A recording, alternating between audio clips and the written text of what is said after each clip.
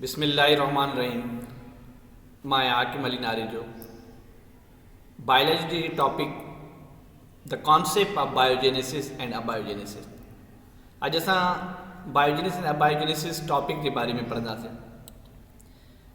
Biogenesis लफ़्ज़ जेको असांजे साम्हूं आहे त इहो लफ़्ज़ ॿिनि लफ़्ज़ बायो एंड जेनेसिस सां मिली करे ठहियो आहे। बायो लफ़्ज़ जी माना आहे लाइफ ऐं जेनेसिस माना आहे ओरिजिन मीन्स फॉर्मेशन, यानी कंहिं शइ जो बुनियादु पवणु या कंहिं शइ जो ठहिणु। बायोजेनेसिस जी जेका वस्फ़ बीहे थी पई उहा इहा आहे त the new concept that living things can only arise or develop from other living things is called biogenesis. माना उहो तसवुरु जंहिंमें इहो ज़ाहिर थियो आहे त जानदार ॿियनि जानदारनि मां ठहनि था पिया, जानदार ॿियनि जानदारनि मां पैदा थियनि था पिया, उनखे असां बायोजेनेसिस चवंदा आहियूं। या वरी ॿियनि लफ़्ज़नि में चऊं अव्यू offspring of you produce from their parent by process of reproduction, this is called concept of biogenesis. जीअं अॼुकल्ह ॾिसो था त जेके जानदार आहिनि उन्हनि जे नर ऐं माद जे अमल दख़ल सां वाद वेद जे ज़रिए जेको ॿियनि नयनि जानदारनि जो जेको वजूदु ठहे थो पियो, जनमु थिए थो पियो, इन कॉन्सेप्ट खे, इन थ्योरी खे असां बायोजेनेसिस चवंदा आहियूं। जेका अबायोजेनेसिस आहे इते इंग्लिश लैंग्वेज जी बुनियाद ते तव्हां ऑलरेडी इहे ॼाणींदा हूंदव त जॾहिं बि कंहिं वर्ड जे फॉर्मेशन में जेको लफ़्ज़ आहे लेटर आहे एड थी वेंदो आहे त हुनजी मीनिंग अपोज़िट थी वेंदी आहे। हिते वर्ड आहे अबायोजेनेसिस। हाणे जीअं बायोजेनेसिस असां पढ़ी आयासीं त लाइफ जी फॉर्मेशन, हिते ए गॾिजण सां मतिलबु ए माना not, bio means life and genesis mean origin या फॉर्मेशन। इन लफ़्ज़नि जी मीनिंग जे बुनियाद ते जॾहिं असां हिनखे गॾियूं था जेका वस्फ़ बीहे थी उहा इहा आहे the old concept that living things can arise or develop from non living thing is called abiogenesis. मतिलबु उहो तसवुरु या उहो कॉन्सेप्ट जंहिंमें इहो ज़ाहिर थिए थो पियो त जानदार जेके आहिनि बेजान शयुनि मां, गैर जानदार शयुनि मां ठहनि था पिया या उन मां ठही सघनि था पिया, इन कॉन्सेप्ट खे, इन नज़रिए खे या इन तसवुर खे असां चवंदा आहियूं abiogenesis. A view living things are produced spontaneously from non-living things, this is called concept of abiogenesis। मतिलबु गैर जानदार शयुनि मां जॾहिं जानदारनि जे ठहण जो तसवुरु अचे थो पियो त इनखे असां अबायोजेनेसिस चवंदा आहियूं। From 16th to 18th century many scientists perform experiments to trace this concept। इन्हनि नज़रियनि या इन्हनि तसवुरनि ते 16वीं सदीअ खां 18वीं सदीअ ताईं केतिरनि साइंसदाननि कमु कयो ऐं उन्हनि पंहिंजा तजुर्बा करे पंहिंजे तसवुर खे या पंहिंजे नज़रिए खे साबित करण जी कोशिशि कई। They found some animal to be develop from non living matter. उन्हनि एतिरे ताईं कुझु अहिड़ियूं शयूं पंहिंजे तजुर्बनि में साबित कयूं त कुझु जानदार बेजान शयुनि मां ठहनि था पिया। Work and conclusion of some scientist in favour of above concept is given here. हाणे कुझु साइंटिस्ट जिन इन्हनि थ्योरीज़ ते यानी नज़रियनि ते कमु कयो, उन्हनि जो कुझु थीमेटिक या निचोड़ वारा जेके कंक्लूजन आहिनि उहे ॾिजनि था पिया। या इटालियन साइंटिस्ट हुयो फ्रांसिस्को रेडी, इन 1668 में इन शइ ते कमु कयो। ऐं फ्रेंच साइंटिस्ट लॉइस पेस्टियर उन 1864 में इन ते कमु कयो। ऐं इंग्लिश साइंटिस्ट निडेम जेका आहे इन 1948 में इन थ्योरी या इन्हनि तसवुरनि ते कमु कयो। इन जी डिटेल ऐं वज़ाहत जेका आहे उहा असां अॻियां हली पढ़ूं था पिया। पहिरियों असां जेको असांजो रेडी आहे उन्हनि साइंटिस्ट जा जेके मुख़्तलिफ़ तजुर्बा थिया, हिननि जी हिकिड़ी तजुर्बनि जी सीरीज़ थी अचे पई। माना काफ़ी तजुर्बा उन कया हुया जिन में तरतीब में, सीक्वेंस में उन्हनि शयुनि खे साबित करण जी कोशिशि कई। पहिरियों नंबर जेको एक्सपेरिमेंट आहे, जेको एक्सपेरिमेंट नंबर 1 रेडी जो आहे उहा आहे, उनखे असां खणूं था। उन में हिननि कयो ही place some dead snake in a box, it was notice that some flies gathered over there. हिन छा कयो, हिकिड़ा मुअल नांग जेके आहिनि हिकिड़ी बॉटल जे अंदरि, हिकिड़े बॉक्स जे अंदरि रखिया ऐं उते हुन नोट कया त कुझु मखियूं जेके आहिनि हुनजे मथां गॾिजी वियूं आहिनि। After 3 days maggot appeared in their body. कुझु 3 ॾींहंनि खां पोइ उन्हनि ॾिठो त नंढड़ा नंढड़ा जानदार, नंढड़ा नंढड़ा जीवड़ा या नंढड़ा नंढड़ा कीड़ा मकोड़ा जीअं असां चऊं, जेको लफ़्ज़ उन्हनि जे लाइ मैगोट लाइ थियनि, उहे उन्हनि जे मथां ज़ाहिर थी पिया। After 18 days maggot transform into pupae. 18 ॾींहंनि जे गुज़रण खां पोइ मैगोट जेके प्यूपाई में तब्दील थी विया। हाणे प्यूपाई लफ़्ज़ जी हिकिड़ी शइ मतिलबु जे असां बटरफ्लाई लाइफ जो जेको सर्किल पढ़ियो आहे, ठीकु आहे, एग मां जेका शइ निकिरंदी आहे, लार्वा हूंदी आहे, उनखां पोइ हिकिड़े 3 पीरियड जे लाइ हिकिड़े बॉक्स जे अंदरि या सर्किल जे अंदरि कवर थी करे पंहिंजी फर्दर डेवलपमेंट में हली वेंदो आहे, उन पीरियड खे असां प्यूपाई चवंदा आहियूं।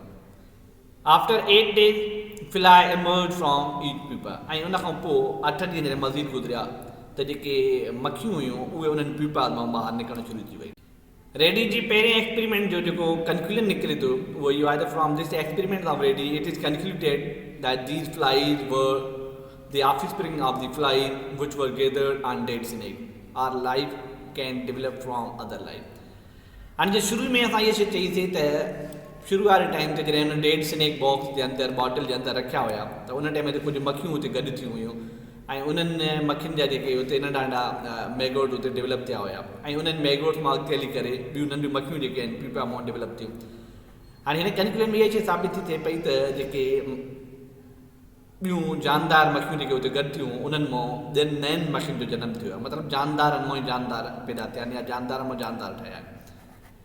इन एक्सपेरिमेंट खां पोइ जेको असांजो सेकेंड एक्सपेरिमेंट ॿियो तजुर्बो जेको रेडी कयो उहो इहो त रेडी टू 8 बॉटल्स हिन 8 बोतलूं खयूं। ही पुट मीट ऑफ डेड स्नेक इन 4 bottles and dead fishes in other 4 bottles.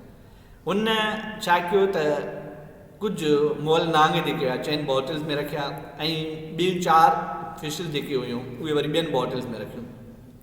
अच्छा, इहो तजुर्बो हुन छो कयो, छो त जेके पहिरीं बॉटल जेको असांजो एक्सपेरिमेंट नंबर 1 हुयो जंहिंमें असां इहा शइ नोट कईसीं त मैगो डेवलप थियनि था पिया पर उन्हनि में जेके उन बॉक्स या बॉटल्स खयूं उहे खुलियल हुयूं।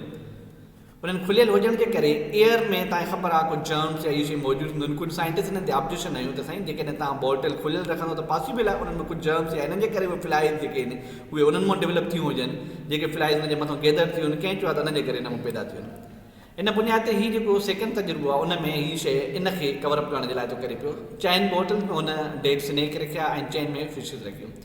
ही put open 4 bottle whereas he covered remaining 4 bottle. पोइ हिन छा कयो त 4 बोतलूं खुलियल रखियूं ऐं 4 बोतलुनि खे हुन बंदि कयो, मतिलबु कवर्ड करे छॾियो हुन जे मथां।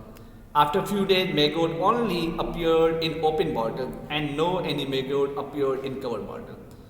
उन खां पोइ इहा शइ साबित थी त जेकी खुलियल बोतलूं हुयूं जंहिंजा ओपन फेस हुया उन्हनि में त मैगोट अपीयर थिया पर जेके कवर्ड बॉटल हुयूं ठीकु आहे उन्हनि में मैगोट अपीयर न थिया, मतिलबु बंदि बोतलुनि जे अंदरि काई मैगोट न थियो। पोइ हुन में कंक्लूजन इहो निकितो from this experiment of ready again concluded that life can only develop from life, मतिलबु जानदार सिर्फ़ु ऐं सिर्फ़ु जानदार मां ठही सघनि था। पर हुनजो बि हिकिड़ो वरी झोल पैदा थियो। हाणे उहो झोल कहिड़ो हुयो, ड्रॉबैक कहिड़ो हुयो त scientist criticize the experiment of Redi and said that maggot had not appeared in the covered bottle due to the absence of air.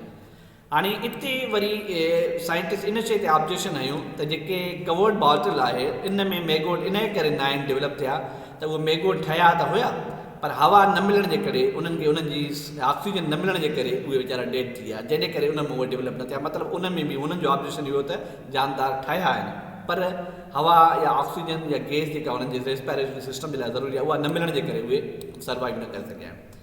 हाणे जीअं हिते इहा तस्वीर ॾिठण लाइ त उन्हनि में 4 बॉटल्स खे उन्हनि ओपन रखियो आहे ऐं 4 बॉटल्स खे कवर रखियो आहे जेको असांजे हिन एक्सपेरिमेंट नंबर 2 खे वधीक कवरअप बि करे थी पई या सपोर्टिंग बि करे थी पई। हाणे इन्हनि ॿिनि एक्सपेरिमेंट खां पोइ टियों एक्सपेरिमेंट जेको रेडी जो थियो, Redi put some pieces of meat in a bottle whose mouth was covered with gauze. हाणे हिते जेको रेडी करे थो पियो पहिरियों 2 तजुर्बनि खे साम्हूं रखी करे पोइ हुन गोश्त रखियो बॉटल्स जे अंदरि ऐं उन्हनि खे हुन गेज माना हिकिड़ी ॼारी थींदी आहे जंहिंसां हुन कवर कयो। He put bottle into box of net, पोइ ॼारी जे अंदरि हुनखे कवर कयो। अञा ॿी मथे हिकिड़ी वरी अञा ॿी एडिशनली ॿी ॼारी हुन सां हुन लिंक कई कवर कयो हुनखे, जंहिंखे एतिरो माना अहिड़े शेप में रखियईं जो air could enter the bottle while flies remain out, त जीअं हवा त हुनजे अंदरि दाख़िल थी सघे पर मक्खियूं वग़ैरह जेके आहिनि उहे हुन में दाख़िल न थी सघनि। आफ्टर मैनी डेज नो मैगोट वर अपीयर्ड इन टू बॉटल। काफ़ी ॾींहं गुज़री विया, इन तजुर्बे में जे दौरान काई बि उते मैगोट या का बि जानदारनि जी जर्म जी या कंहिं बि फ्लाइज जे फेब जी या कंहिं बि लिविंग पार्ट जी डेवलपमेंट जो उते कोई बि निशान न पियो मिले। पोइ उनजो इहो नतीजो 3 तजुर्बे सां हुन प्रूव कयो। From this experiment of ready concluded and prove that concept of biogenesis is correct. हिन इहो तस्वर साबित कयो त जेके जानदारनि मां ॿिया जानदार ठहंदा इहा थ्योरी सही आहे ऐं बिल्कुलु क़ाबिल एतमाद आहे। लाइफ कैन ओनली अराइव और डेवलप फ्रॉम लाइफ, माना जानदार सिर्फ़ु और सिर्फ़ु जानदार मां ठही सघनि था, बेजान मां नथा ठही सघनि। ही 3 उहे तजुर्बा हुया जेके रेडी सीक्वेंसली या 3 तरतीबनि सां कयो। उन रेडी जे एक्सपेरिमेंट्स खां पोइ ॿियो साइंटिस्ट हुयो नेड हेंस, उन जो एक्सपेरिमेंट थियो उन शइ ते कमु कयो। In 1948, an English scientist named him boiled the meat in the water and prepared gravy. इन साइंटिस्ट नेडम छा कयो, जेके गोश्त हुयो मीट हुयो उनखे बॉइल कयो, गरम कयो, छो त बॉइल करण सां जेके हिन लाइ जर्म्स आहिनि या जेके शयूं ॿियूं मौजूदु हूंदियूं आहिनि उहे उन मौज ख़तमु थी वञनि। उन्हनि खे कयो पाणीअ में गरम करे ऐं उन मां ग्रेवी तयारु कयो। He poured this gravy into the bottles and closes their mouth with cork. पोइ हुन छा कयो, उन बॉटल्स खे जंहिंमें हुन ग्रेवी ऐड कई उनखे काग सां मतिलबु कंहिं काठ जे टुकड़े सां उनखे बंदि कयो, माना ढके छॾियो। आफ्टर सम डे, कुझु ॾींहं हुन खां पोइ मैनी माइक्रोस्कोपिक ऑर्गेनिज़म वर प्रोड्यूस, उते नंढा माइक्रोस्कोपिक ऑर्गेनिज़म पैदा ठहिया हुया। हाणे माइक्रोस्कोपिक जहिड़ो वर्ड अचे त जानदार, मतिलबु उहो एतिरा नंढा हुया जो आम ॿिए सां ऑब्ज़र्व न पियो करे सघे, अंडर माइक्रोस्कोप हुन शइ खे खयूं, हुन शइ खे कवर कयो। हाणे इन तजुर्बे खां पोइ हुन जेको कंक्लूजन ॾिनो पंहिंजे तजुर्बे जो, from this experiment Needham concluded that life can arise from non living, मतिलबु बेजान शयुनि मां बि जानदार ठही सघनि था पिया। नेडम इन स्टेटमेंट खे प्रूव करण जो सेंस या तसवर ॾिनो। उन खां पोइ ॿियो साइंटिस्ट हुयो जेके असां ईअं चऊं त कंक्लूजन लेवल ते वर्किंग में हिन एड कयो हिन ॿिन्ही नेडम्स जे ऐं रेडीज़ जे एक्सपेरिमेंट खां पोइ, उहो हुयो लॉस पेस्टियर। ऐं लॉस पेस्टियर एक्सपेरिमेंट जो जेको कमु हुयो उहो 1864 में थियो हुयो।